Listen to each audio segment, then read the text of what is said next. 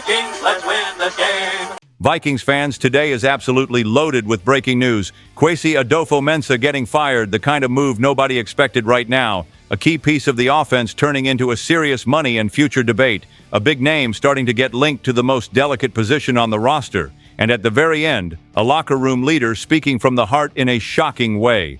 That last one hits hard for everyone who lives and breathes Vikings football. But before we break down every detail of this rundown, stick with me for a second. Subscribe to the channel, and drop your opinion in the comments about everything happening today. This conversation only works when the purple and gold crowd jumps in. So let's get into what really blew up. The Vikings fired general manager Kwesi Adofo-Mensah on a Friday, and it hit like a lightning strike. Most of the Purple faithful were convinced he was getting one more year. Even with criticism, the vibe was still, let him finish the cycle.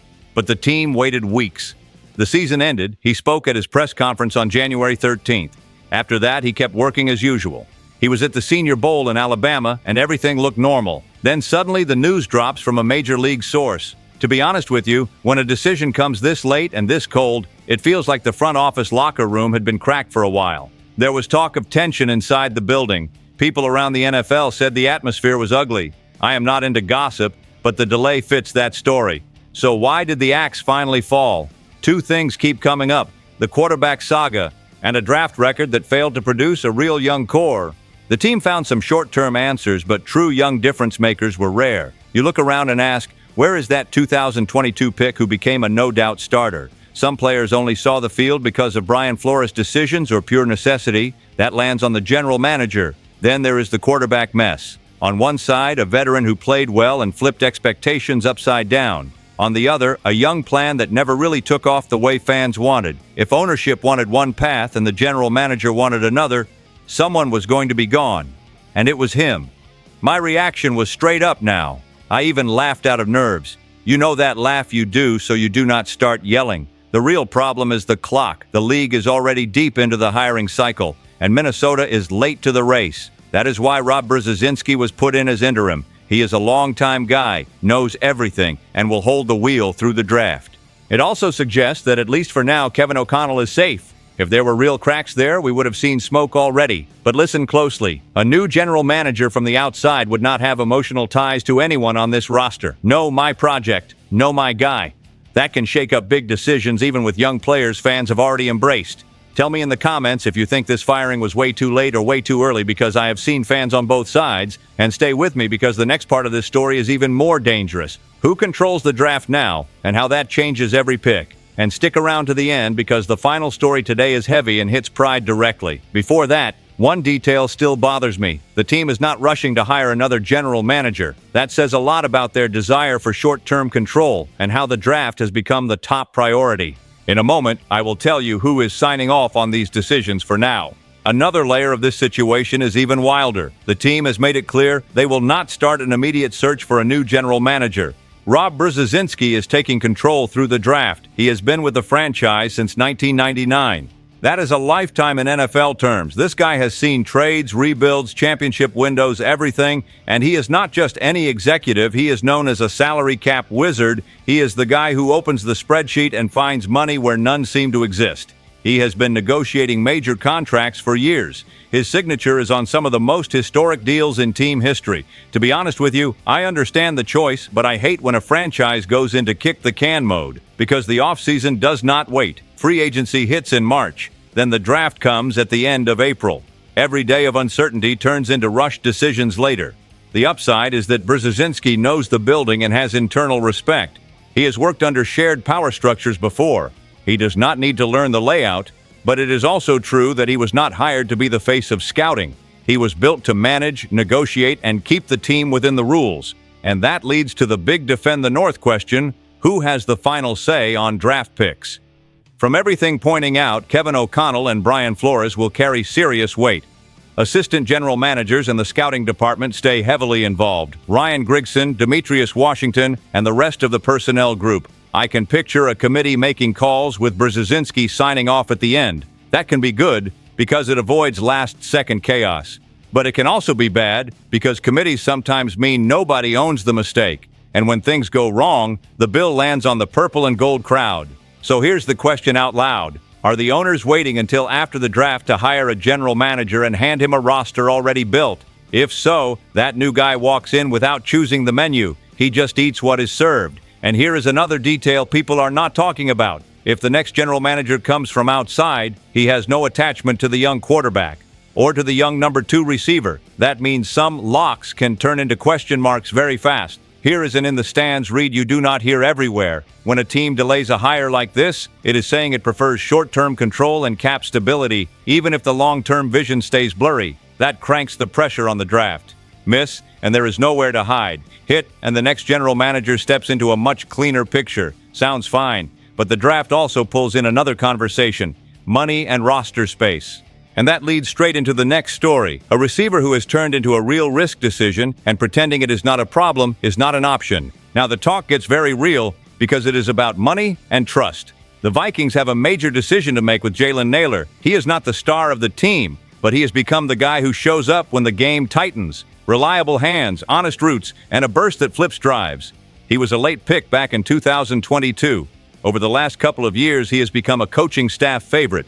This is not fan talk, this is coach talk. In 2025, he played all 17 games. He started more games than ever before, and he finished with numbers that matter: catches, yards, touchdowns.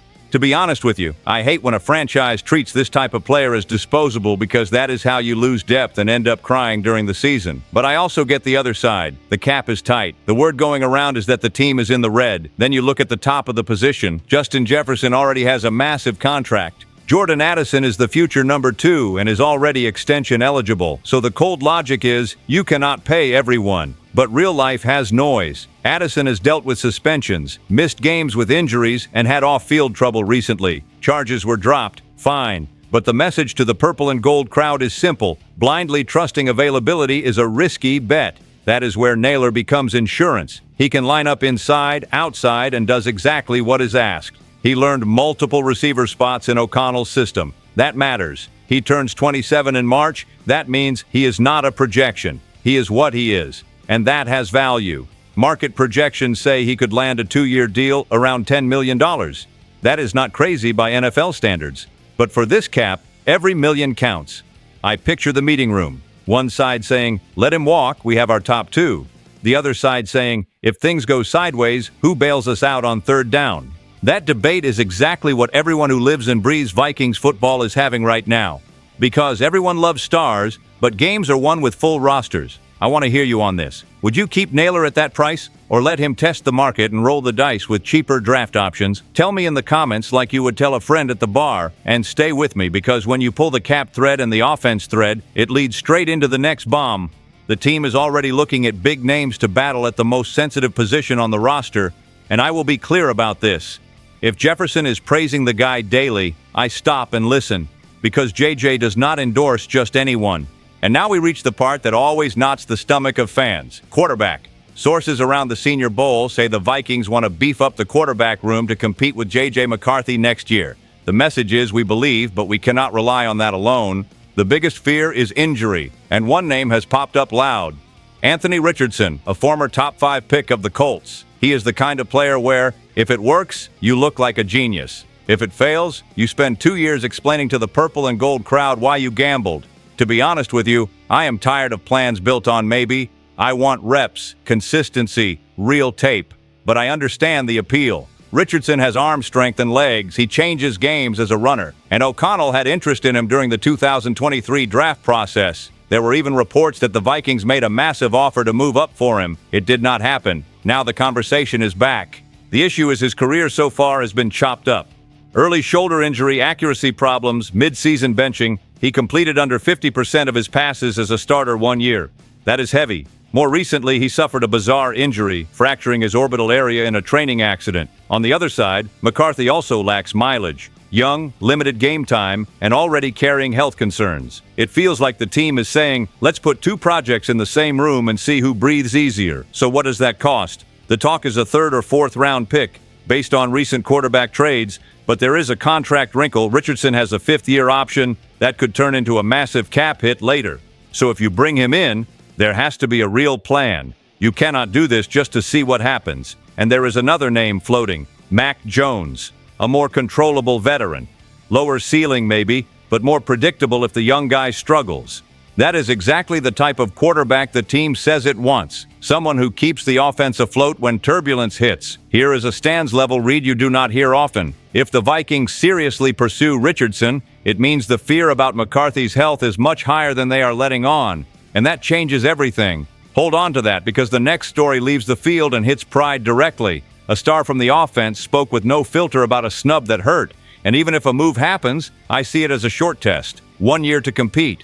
If he does not take over the room, he becomes insurance and nothing more. But if he does, the internal debate turns into war fast. Finally, the story that hits fans in the chest because it is about respect. Justin Jefferson missed the Pro Bowl, and he did not hide it. He cleared 1,000 yards again. 6 seasons, 6 times over 1,000. Very few players in history can say that. Still, he got left out. And he said straight up that he was angry, genuinely upset. To be honest with you, I like when a star admits it hurt. It shows he is not comfortable. He wants recognition, and he wants to win. There is also a personal angle. Jefferson wants to break the franchise record for Pro Bowl appearances by a receiver. Chris Carter still holds that mark, so every year matters. When he misses a selection, it feels like someone pulled a rung off the ladder. Now, to be fair, it was a down year for him. The yards dropped, touchdowns were only 2, and yards per catch fell. That does not erase the talent. It shows the offense was not right. And here comes the truth. Fans hate but need to hear. Quarterback play affects everything. If the ball does not arrive on time, the best receiver on the planet becomes human. Still great, but human. Then came a moment I found symbolic. While Jefferson was frustrated, Jerry Rice said he still sees JJ as the best receiver in the NFL. When the greatest ever says that, it is not a gift. It is pressure. It is saying, I know who you are, now prove it again. That can turn into fuel for 2026. Jefferson himself said he will use this anger as energy. I love that mindset. Look at who made the Pro Bowl instead.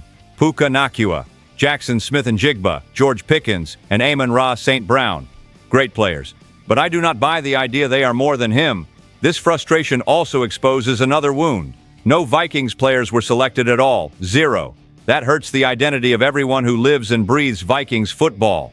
And when the team star feels disrespected, he starts looking at everything around him. Offensive plan, protection, quarterback, coaching staff, front office, it all gets pulled into the conversation. So his comments are not just about the Pro Bowl, they are about standards, about what the franchise accepts as normal. That is why this story weighs more than it looks. It combines pride, accountability, and the future of the offense. When you add that to a front office firing and quarterback uncertainty, you see why the moment is so fragile. He is still on a historic pace. In 6 seasons, he has already stacked more than 8,000 yards. That is Hall of Fame rhythm. So when a player like that says he is angry, I listen, because that anger can turn into a monster season, or it can turn into serious internal pressure. And that is where today's rundown adds another layer. This is not just a list of headlines. It is a snapshot of a team that has to decide what kind of identity it will carry forward. Now you see why I said the purple and gold shook our hearts this week. A firing at the top, a draft run by an interim, a money decision on a receiver who saves drives, and heavy smoke in the quarterback room.